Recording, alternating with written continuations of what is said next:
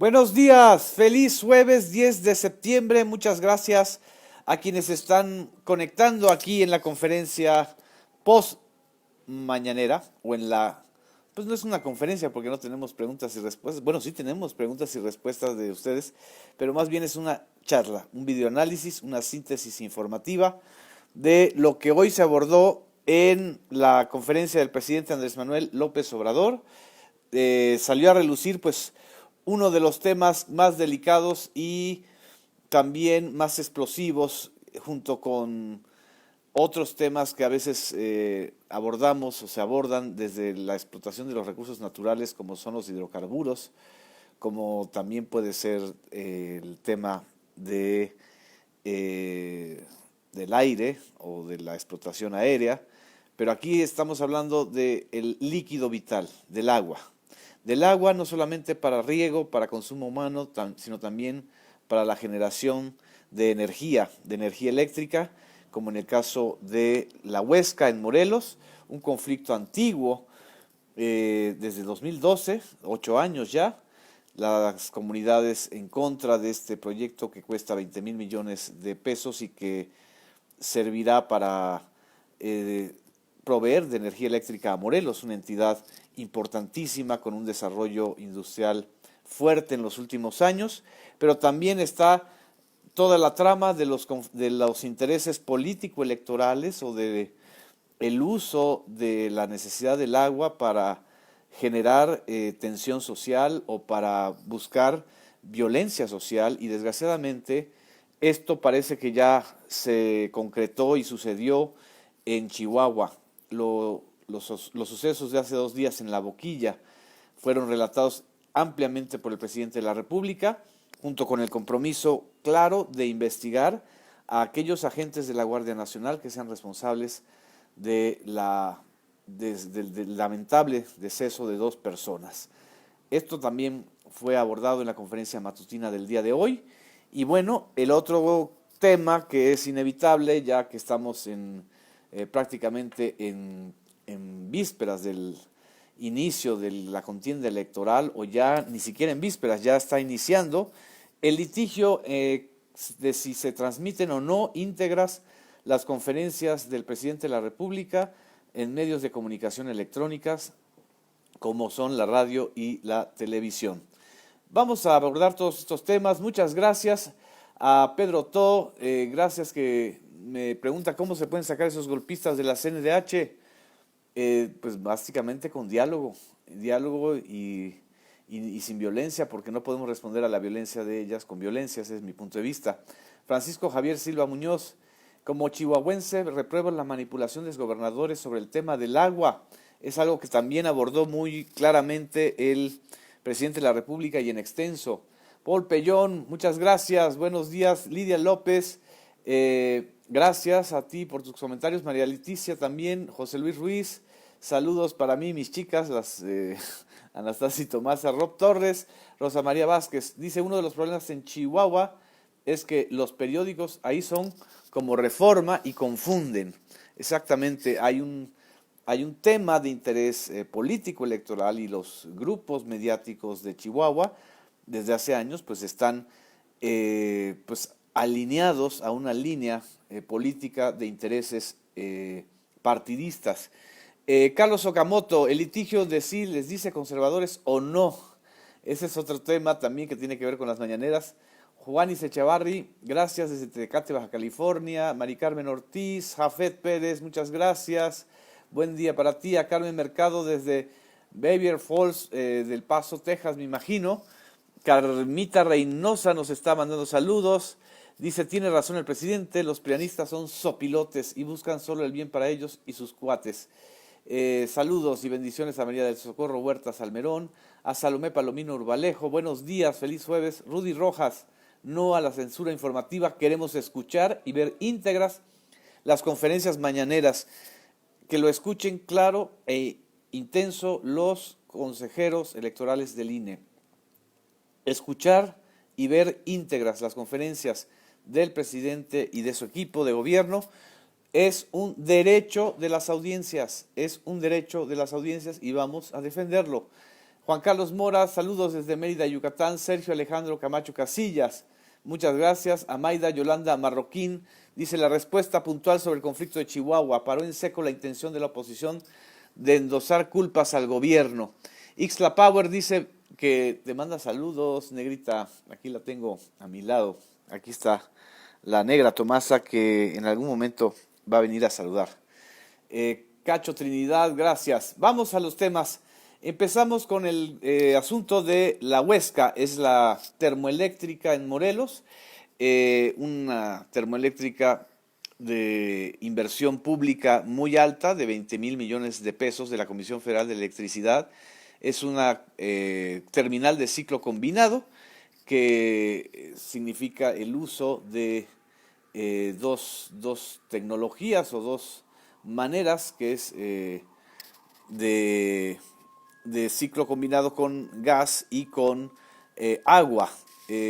Suministra 245 litros por segundo de aguas negras tratadas hasta la central para su enfriamiento. Todavía faltan algunas partes por concluir, como es los últimos 140 kilómetros del acueducto para iniciar la operación de la central. Hay obras sociales, que se han realizado 120 obras sociales, según informó la Comisión Federal de Electricidad, a través de una inversión de 236 millones de pesos. También la Secretaría de Desarrollo Urbano Territorial, SEDATU, con el secretario Román Meyer, informó de varias medidas e inversiones sociales que se han dado en esta situación. El tema fundamental es que habían unos amparos de las comunidades, de los diversos ejidatarios de la región, que presentaron esos amparos para suspender las obras, alegando que el proyecto implicaba la disminución del caudal de riego que utilizan para sus tierras. En dos asuntos se concedió la suspensión definitiva, explicó la ministra Olga Sánchez Cordero, secretaria de Gobernación, para efecto de no disminuir el agua de riego de los ejidos. A efecto de corroborar si había una afectación para los ejidatarios, se realizaron diversos exámenes periciales en hidrología forense, y estos ensayos o estos estudios periciales arrojaron que el proyecto no causaba una falta de suministro de agua en los canales de riego de los ejidos.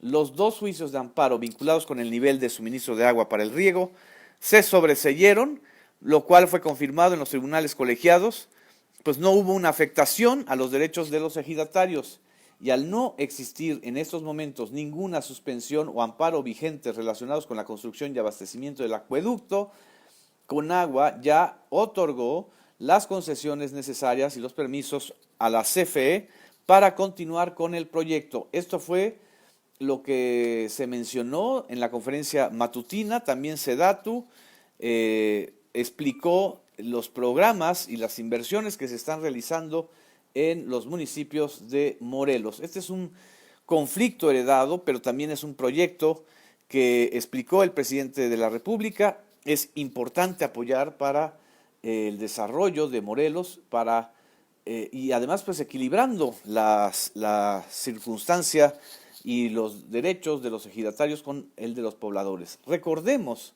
también que en el conflicto de la Huesca o de esta termoeléctrica hubo una consulta popular en Morelos, y la consulta fue ganada a favor del proyecto de la termoeléctrica, a diferencia de lo que sucedió con la consulta realizada en Mexicali, en donde los pobladores de Mexicali votaron en contra de la continuación de la empresa Constellation Brands, que iba a afectar el consumo de agua en Mexicali. ¡Qué paradoja! Los legisladores panistas, no todos, algunos panistas, sobre todo los que tienen interés político electoral en Chihuahua, como Gustavo Madero, apoyaron a Constellation Brands en Mexicali, pero ahora de repente les surgió los ejidatarios y los bien portados con la población en Chihuahua, en la zona donde han querido pretender o pretenden dar a entender que está en riesgo el suministro de agua para uso agrícola por cumplir con el Tratado de Aguas con Estados Unidos. Esto pues fue una cosa paradójica, porque aquí lo que está sucediendo, en este caso de Chihuahua, en este litigio de la Boquilla en Chihuahua, es la utilización de las necesidades de la población por parte de lo que llamó López Obrador líderes nylon. Sobre el litigio del agua en Chihuahua, López Obrador subrayó que no es correcto utilizar este conflicto con propósitos político-electorales, e incluso mencionó en extenso en una parte de la conferencia mañanera cómo participaron 2 exgobernadores priistas de la entidad y un legislador panista. Vamos a escuchar esta parte que creo que es muy importante. Propósitos políticos electorales. Y también porque existen intereses creados en todo el control y el manejo del agua. El día de estos lamentables hechos participaron 2 exgobernadores de Chihuahua, del PRI, diputado federal del PAN, también el senador Madero del PAN, que por cierto, presidente, propósitos políticos. El senador Madero del PAN, a ver qué dice, pero López Obrador siguió explicando cómo se dieron los sucesos. Vamos a escuchar este relato.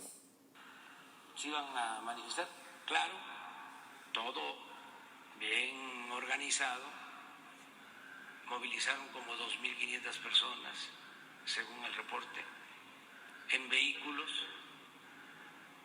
Aquí también tienen que tomar en cuenta cómo dominan los distritos de riego, cómo tienen el control del agua desde hace tiempo. Es como el control de las aduanas que estaban fuera del manejo del SAT.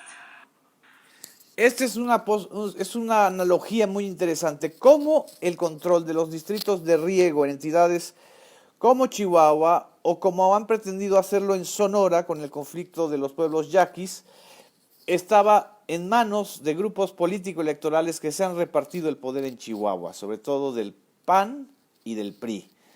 Y se fue a la historia López Obrador, a la historia reciente de Chihuahua, desde aquel fraude del 86, el llamado fraude patriótico por algunos escritores, que por cierto, vale la pena recordar que el término de fraude patriótico fue acuñado en un artículo publicado en la revista Nexos, en aquellos años, la revista Nexos, que ya desde entonces pues estaba perfilando como un grupo de escritores o de analistas, pues explicando o justificando decisiones del grupo tecnocrático en el poder, que 2 años después llegó a la presidencia de la República con Carlos Salinas de Gortari. Pero ahora en Chihuahua lo que existe es una tensión bipartidista y una intención de capitalizar el conflicto del agua en vísperas de elecciones estatales, y también en función de cómo articular una oposición hacia el gobierno de la República, pero de manera muy irresponsable, y eso creo que lo subrayó el presidente López Obrador. Hay dirigentes que expusieron a la gente a una violencia innecesaria que desgraciadamente le costó la vida a 2 personas, y que hay elementos de la Guardia Nacional que son responsables y que tienen que ser juzgados. Esto es lo que señaló Andrés Manuel López Obrador, y subrayó que se está pidiéndole a la Fiscalía General que realice una investigación completa sobre los hechos de Boquillas y el castigo, la Boquilla, perdón, y el castigo a quienes cometieron el crimen de las 2 personas víctimas, incluyendo elementos de la Guardia Nacional. Vamos a escuchar cómo lo dijo. Sí, eso se sostiene, que un miembro de la Guardia Nacional tiró y ellos están esperando ser llamados por el Ministerio Público y tienen instrucciones de presentarse y declarar, y se va a castigar a los responsables. ¿Cuántas personas están siendo llamadas a la Guardia Nacional? Pues son como los que participaron, pues deben de ser como unos 20. O sea, eran los que venían en la caravana. Al final terminan llevando a los detenidos a Chihuahua. El relato va a ser interesante, la investigación que haga la Fiscalía todavía más importante, y advirtió también que en la zona yaqui de Sonora, donde habrá elecciones a gobernador, hay grupos que andan sopiloteando con el conflicto del agua. El diálogo se está resolviendo en el caso de los yaquis, porque también hay elecciones en Sonora. Y claro que hay problemas grandes, graves problemas, ¿no? Y estamos buscando soluciones, pero ahí andan sopiloteando.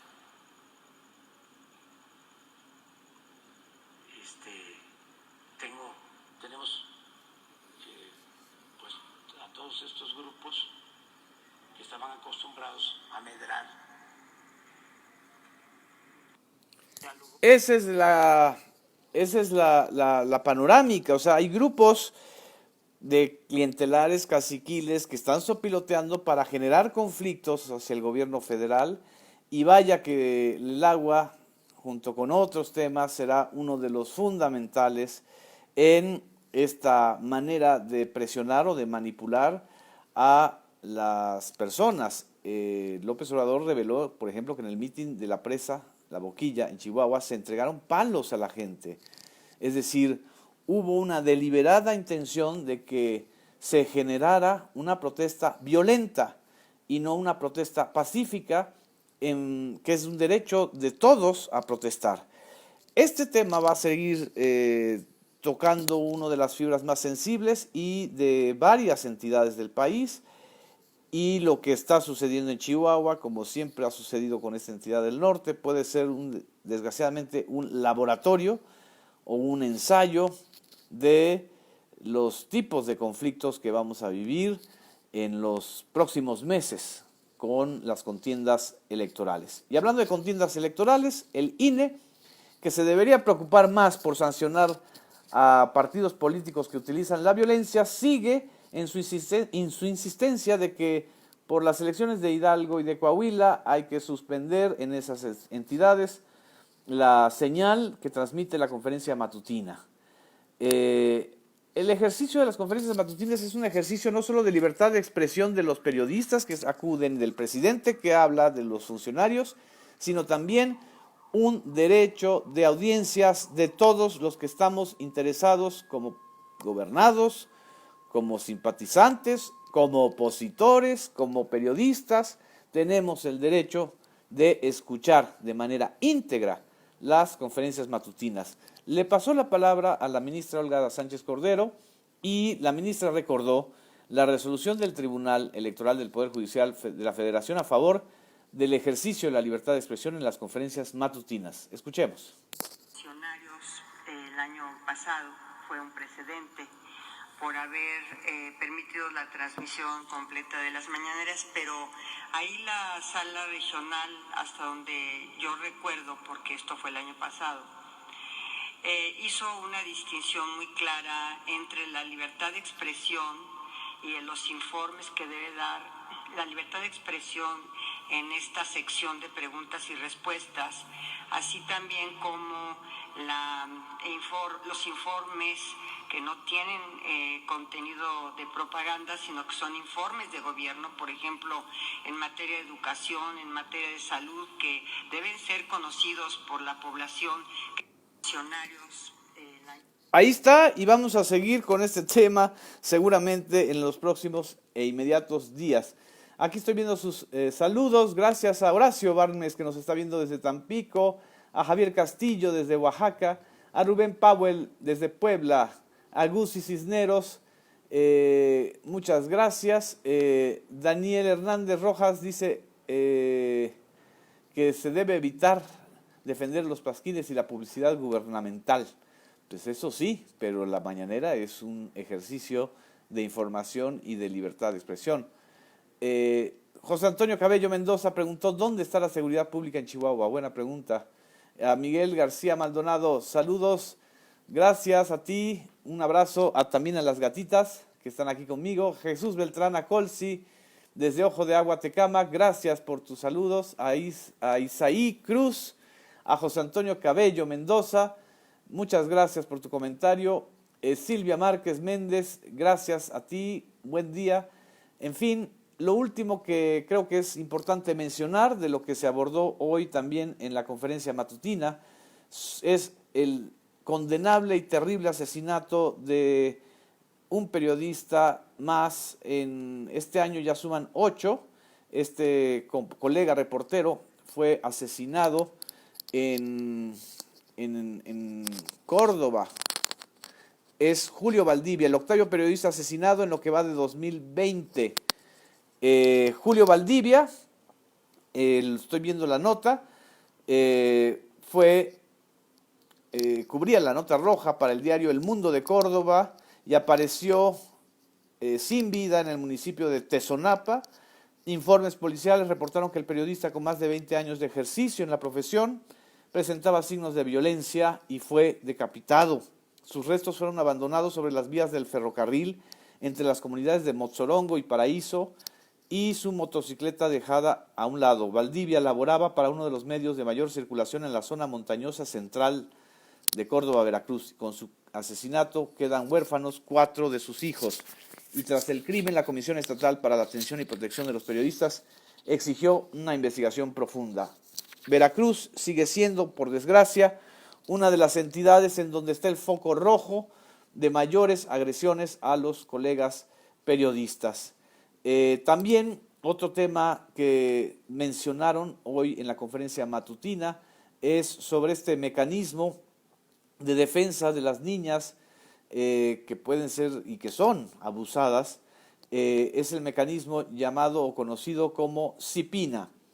Sobre el caso de niñas agredidas y la falta de actuación de CIPINA, el presidente López Obrador se manifestó por la desaparición del organismo y que sea absorbido por el DIF.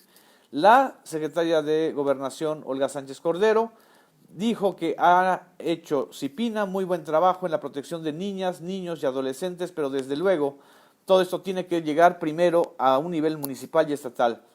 Si queremos que cualquier acción de gobierno tenga éxito, debe ser un compromiso de los estados y municipios.